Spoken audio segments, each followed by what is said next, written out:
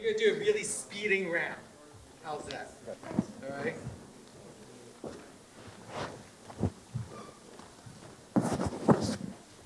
So they all know who you are already, so we don't have to do introductions. So what we're going to do is that we quickly and just tell me where your location is. Are you currently in a seller market or buyer market? And how does the current market condition influence your negotiation? Perfect. I'm Sarita Dua, Portland, Oregon. Our market's transitioned from a seller's market to a balanced market. And negotiations is my favorite thing. The good news is we're back to negotiating as we've transitioned. It's not the seller calling the shot, limited inventory, and how much over should we write for. So now we're looking at ways to get concessions, get discounts, get perks. It's really fun to negotiate for a buyer in a market like this. I'm from Delaware, and our market, for me, I'm a buyer's agent and a seller's agent.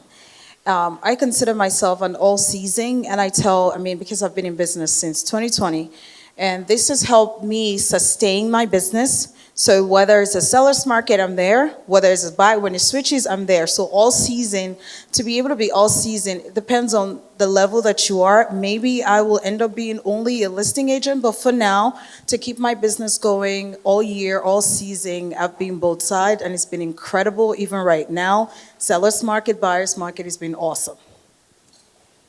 Seth Levin, New York City, where we have every kind of market happening at every moment. So we have balanced markets, we have seller markets, we have buyer markets. So we're dancing between the different styles of negotiation and educating our clients that they might be stepping into a buyer's market as a buyer or a seller's market as a buyer, and that we have to be nimble and negotiate differently and have a different sort of mindset around the negotiation, even within the same market. Vincent Koo, 5 boroughs of New York City and Long Island as well. It's same thing as Seth said. It's, depending on what type of property, the price point, and all that stuff. But when it comes to negotiation, I've been following Chris Voss. A lot of you guys know Never Split the Difference, right? I got his newsletter the other day, and it said when you're learning negotiation, when you learn negotiation, the person that appears as your competitor, right, becomes your partner and starts collaborating with you to solve the problem. And I really think, regardless of what market it is, we just need to get in partnership with whoever we're talking to, whoever we thought we were in competition with, as soon as possible, whether it's the buyers, the sellers, the cooperating agents, the vendors. If they feel like they're on your side, then then the problem is the market, not you. And how many of you guys know Chris Voss? Never Split the Difference, the book. If you don't, please, please, please write it down and buy it. It's really, really good. How you can actually negotiate in a different way. He's a hostage negotiator, so it's amazing stories. Amazing. So are we. Yes, so are we. Every day, right? Yeah, definitely. And then to all of you guys, so how do you identify and using your skill and having that and leverage, like how to motivate both sides, buyer and seller, to make sure they come together in a win-win situation? I'll take this one first. I think you just nailed it with the phrase win-win. I think we focus so much on the price and how do we negotiate off the price. And my most effective negotiation strategy is for a buyer, calling the listing agent and just simply saying, hey, my buyers are digging 123 Main Street. Besides price, tell me what would make this a win for your seller. And then, as much as we love to talk, I will bite my lip until it bleeds and not talk and listen. And you get so much information from that listing agent on, well, they don't know where they're going yet. So yeah, price is important, but quick close. We had a sale fail, and you just hear their story, and all of a sudden you're getting nuggets and you're getting clues on, okay, a tight close, maybe a short inspection period. Maybe a free rent back because they don't know where they're going. So just finding out, when I talk to my buyers, we talk about the elements of an offer, There's essentially 5 different elements of an offer. We kind of talk about it, and then we structure each offer based on what we know from the seller, but also how important is that house to the buyer. If it's a new construction and there's 17 different Ashbury plans, I'm gonna have a very different strategy than if it's the house next to their mother and their mother's their daycare. We're gonna have a very different strategy. So how much does that house mean to the buyer and how do they value it so that we can then put together a win-win? But part of that is really active listening and asking the question and then listening to the response. For me, I would talk for both sides because I represent both sides. For the seller side, in negotiation and also making them meet in the middle starts from my listing appointments, starts from the day you sign. It goes into me educating you on my fiduciary duties to you and what the market is and what to expect, being very clear and getting to understand how much the net you're willing to walk away with. And there's a thin line between greed, and sellers have a tendency of being greedy when there's a multiple offer.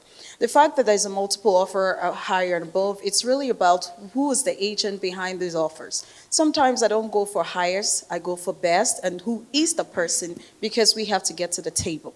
We have to close, and this is how I represent you in excellence that we get to closing. I also educate my sellers that I'm not an enemy with the buyer's agent. We're a team. So they're representing their clients, I'm representing you to the best. So at the end of the day, if we don't get to closing, your house will go back on the market, you find another agent, I will lose a commission, we all lose the deal. So the whole idea is not an enemy, it's not a war, it's like, what is the goal? You want to make $1 million, now, we're gonna get to that table. Now let's talk about the buyer side. There's extra work that you have to do when you're a buyer's agent, and you have to understand that you will drive that wheel defensive driving. So that's how I consider it. So as a buyer's agent, when you're putting an offer, especially in this market, sometimes you have to do the calculation and the job of the listing agent by doing a net sheet and say you listed your house for 1.5 million. Listing, I need a 2.5% commission, I need a 3% commission. My buyer needs $50,000 in this. Do all those numbers. You see, your seller is going to make this, make this, make this. You do their job for them. So if you accept our offer, your seller is going to net this, they're not losing anything, you get paid, I get paid, so let's be a team. So sometimes you go that extra mile of actually making their job easy. I mean, as a listing agent, I love to work with a professional. I don't want to babysit a buyer's agent. So when I know that I'm not going to babysit you, that you have integrity, that you will get me to the end of it, I want to work with you. Now in reverse, when I become a buyer's agent, in fact, let me tell you, when I hit showing time, book an appointment, I get calls from the listing agent. Jemimah, I see you're showing my house. Bring me an offer. They're excited. It's all about integrity. It's all about getting the deal to close, because if there is no closing or settlement, you have failed all sides as an agent. So it's not a war, it's a team mindset. Seth, how about you? Well, it's tough for me to I know. sort of boil this down because usually I speak for about 2 hours on negotiation, but We did a class with him, so if you guys want to watch it, we have it on Lexlight so Mastermind. I will try to be brief. It's about extracting information, first from your client to understand wants versus needs, to understand what their goals are, because people don't take the money and put it under their bed. So you're helping them on a journey. So it's not always about getting every single last thing that you can get. If you can get them to a place where the next move is beneficial to them, there's usually some opportunity that waits on the other side. For your buyer, it's setting expectations. It depends on how long they want to be there. If there's a best and final, we identify a value, but then we say you're going to be there for 20 years, average appreciation 5% per year. How much of that 100% appreciation are you willing to trade to get that apartment today? So these are conversations that are human to human, where we're trying to take people along a path. I will just very briefly, when I get an offer, I always get the person on the phone. I read back to them, 1.85 million, interesting. bite the lip until it bleeds. I'll get on Facebook, I'll do anything. They're gonna tell me something. They're gonna tell me that's as high as they're gonna go. They've got offers 5 other places. That's information. It's not the best information, but it's good information. Or they'll say that's just the starting point. When I make an offer, I don't press send on it until I get them on the phone. And I put in bold the 5 key positions of the offer, and they always read it back to me, and I hear the intonation around each of the bold terms, and that's how I discern what is most important to that seller. Because they're gonna tell me with the way that they respond to each of those terms. So it's planting seeds and then waiting enough, giving enough space to let it grow and harvesting the fruit, right? I mean, that's our job. I think, real quick, with negotiations, like, we win when we make the deal, right? And sometimes it's not gonna be like a win-win situation and everybody's gonna be all happy on both sides. But if we don't make that deal, we don't win. So as long as we make sure that it's not like adversarial and they're not the enemy, and we're just trying to get the goal of getting to the deal, then we'll be okay. So how do you help your client in a way that, like, there's a stopping point, right, on negotiation? And how do you have a strategy behind it to help them understand, like, all right, I'm done? How can you make sure that they can actually walk through it? This is one of my favorites. Yeah, Seth, I'll have you down, Jay, for you to talk. Well, I negotiate from the standpoint of come on in, the water is warm. We don't want to repel with high pressure. We want to attract with low pressure. So I know when I don't have competition. I know when somebody's posturing. I know when we have limited competition. So I never say, give us an answer by 5 o'clock or we're blowing this up. I always say, we like this property. My client is very savvy. They understand the value, and this is where they see the value. However, if you're not willing, your client's not willing to meet us where we see value, we're going to continue shopping, and we're still available until we find something. And oftentimes they chase. And obviously I have to have this conversation with a buyer client that this is a strategy, but we've reached an impasse. So instead of blowing it up, we're still leaving the door open, and we get chased 90% of the time when we do this, but the buyer has to be willing to go along for that journey with you, right? You have to kind of know your clients culturally too. And I mean that in terms of, do they need to have the last word? Do they have to have the deal? Do they understand that sometimes the house is the deal and not necessarily the delta between the list price and the purchase price? And then what do sellers want, right? They want the best price, but they also want the lowest risk. And so a lot of times my clients are looking to me to say, hey, how much should we offer? And so that's, again, back to my example of if it's next to your mom, it's going to mean more to you. You might be willing to overpay because there's emotional value actually for that home. So my goal is to give you the data so that you can come up with the range that works for you. And then I task them on figuring out where they're at so that honestly $1 more is above their limit, and we kind of figure out where their limit is. Right? And then I sometimes, because of you can't wake up today and have a good reputation, you have to have one from the beginning. But the ability to call the agent and just be like, hey, my people like the sparring, so we may offend you at the beginning, but let's just know that this is a game and we all want to win, right? But understanding what their sellers like too. There are times where egos have come into play where we go too far. And at some point, they'd rather sell it for lower to a different party because we pissed them off. And so you hope that you don't get there, but unfortunately sometimes, and this sounds very insensitive, but the buyer needs to get punched in the face, get their nosebleed, and kind of learn the hard way that we might have pushed it. Because you can tell them all day long, but until they experience what happens when they kind of go overboard. So your question of like, how do you know that limit? Part of it is just knowing your clients. Part of it is trial and error with regards to failing your way forward. Yeah, that's really great. And that's lead to the next question, actually. Vincent, I'm going to give this to you. So how can we close on negotiation to make sure that you ensure all the parties, they are satisfied and feel respected? I think the only way we could do that is if we know what they're looking for and if we know what's important. I think everybody mentioned speaking to the other side when you're making that offer, trying to find out what the motivation is for, with the seller, right? So if the seller wants, some of these guys, they want convenience, right? A lot of the sellers that I'm dealing with, they're moving somewhere else. Their biggest concern is that they're not homeless, right? So what's been working a lot for us is negotiating some sort of post-close possession, okay? And letting them know that, hey, you accept this offer, these guys are gonna let you stay for this amount of time, you don't have to worry, you don't have to pay anything, and that helps things along, okay? And the buyers are like, okay with that, because we all hear the same concessions, right? We're waiving inspection, we're waiving appraisals, things like that, but then sometimes that's not what's important to the sellers. So, yeah, like, you can't just volunteer those things until you know what's important to the other side. For me, again, I'll just be quick on both sides.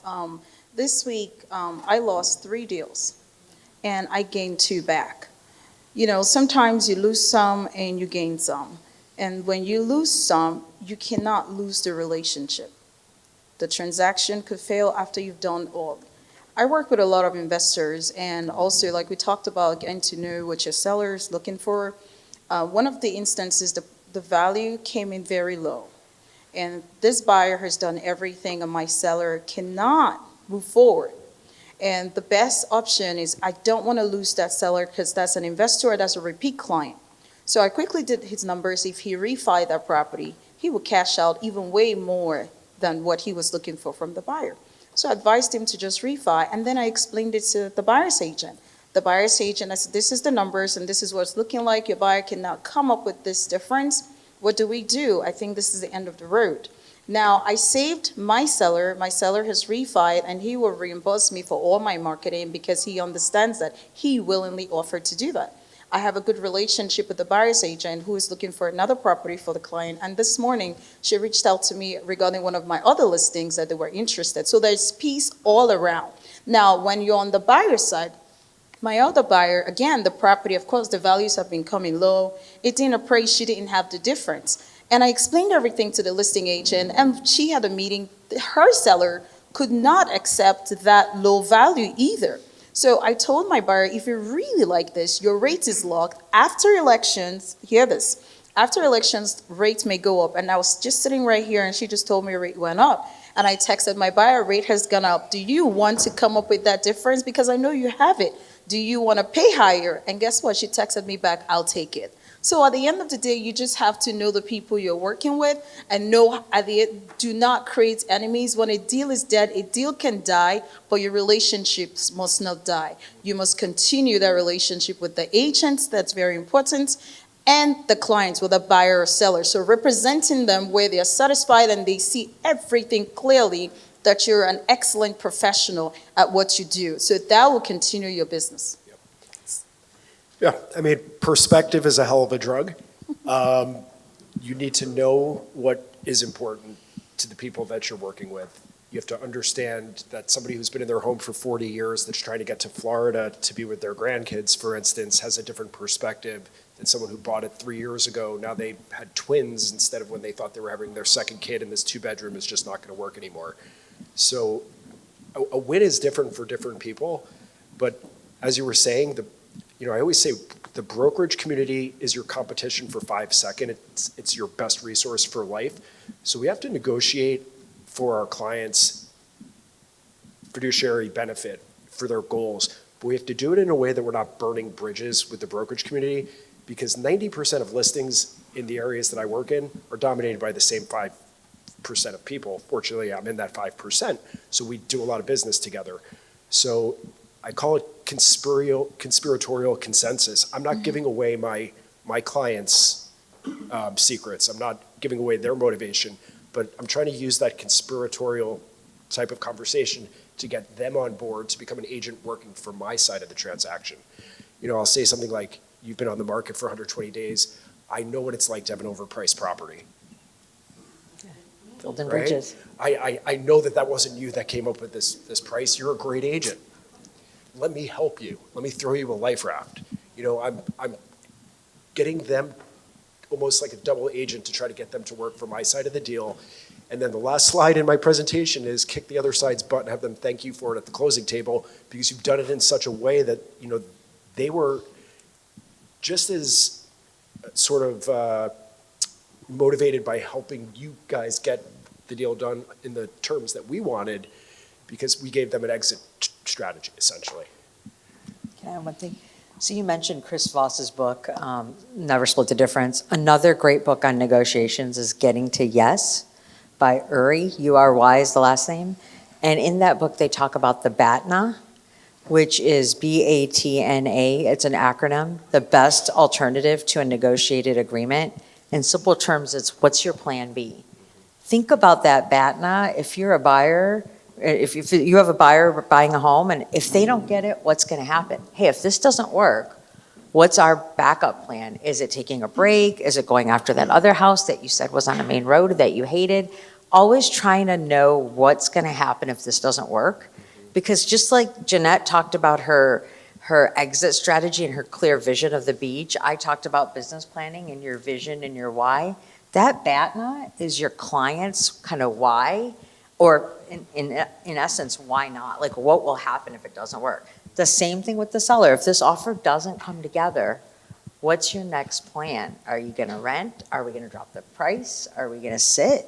What's going to happen? By knowing that BATNA for whoever party you're representing, including the other party who's your customer, it really does break log jams and gets people motivated to participate. Makes sense. So 30 seconds or less, each one of you guys, to give one thing to the audience, what they should remember about negotiation. Vincent, you go first. So again, everybody talked about calling the other side and just listening to them go off, right? So another thing that Chris Voss says is the most dangerous negotiation is the one that you don't know you're in. Okay, so just be aware, just have that peripheral vision and understand that you're always in negotiation. I was actually about to say, you're always negotiating. Every time you open your mouth, every time you walk into a room, every time you schedule an appointment, every time you set an appointment, you should be removing negatives, because oftentimes if something gets cemented in somebody's head, it's really hard to overcome that. So what we want to do is say, again, I flatter. I flatter the other side. You're a great agent. I'm sure you saw that apartment 8A sold for $800. We're asking 1.3. You probably think we're crazy. But what you didn't know was that was the co-op's lowest number that they would allow the parent to sell to the child. So before they even walk in to see the property, I've removed a negative and set an expectation why our price is good, and it didn't get cemented in their head. Remember, when we're dealing with humans make, look at the election, right? Humans make a decision, and no amount of information can push people to one side or the other once it's been cemented in their head. So get ahead of things. We want to, grease the pathway, and we do that by setting expectations and removing negatives. Go ahead. So for me, I love psychology. I love emotional intelligence. I love to, technically understand whatever conversation is coming out of my mouth, that I give it 300%. Whether I'm going for a listing appointment, whether I'm negotiating with a buyer's agent, a seller's agent, whatever it is, I want to give it 300%, because I knew that when I'm done with that negotiation, I'm winning it. I'm coming with aggression. I'm coming with all of me. It has nothing to do with the opposite. It has nothing to do with those people. It has to do with me, because I am getting better. I am pushing myself to get better at what I do, because I'm in competition with myself, not the other people. For instance, I got a phone call yesterday, and I couldn't hear the seller from Google, and I tried calling back, it didn't connect. 1 hour later, after my appointment, I called back, and he said, "Oh, Jemimah, sorry, I really wanted to work with you. I saw your Google review. However, I've scheduled another listing agent." And I said, "Oh, do you know that you have a right to interview more than one agent?" And he said, oh, do I? I said, sure. He said, well, I'm just confused. I'm going through a divorce right now. I said, oh, absolutely. That is my specialty. Divorce sales are my specialty. And he said, oh, really? He said, but I said, listen, what's the address? He said, well, I have an appointment. I said, okay, that's fine. So I just closed on the divorce home 2 weeks ago. He said, really? I said, what's your address? And then he gave me the address. And then I said, I'm actually 5 minutes away. He said, oh, I'm on my way to Jersey. And I said, that's fine. I could meet your wife. Is she home? So she's not talking to me. Also, leave her to me. What is the address? I got the address. Give me her number. Why don't you let me try? And he gave me all those details. He was like, well, good luck. I mean, she's mad at me right now. She will block you. So I called her. She didn't pick up.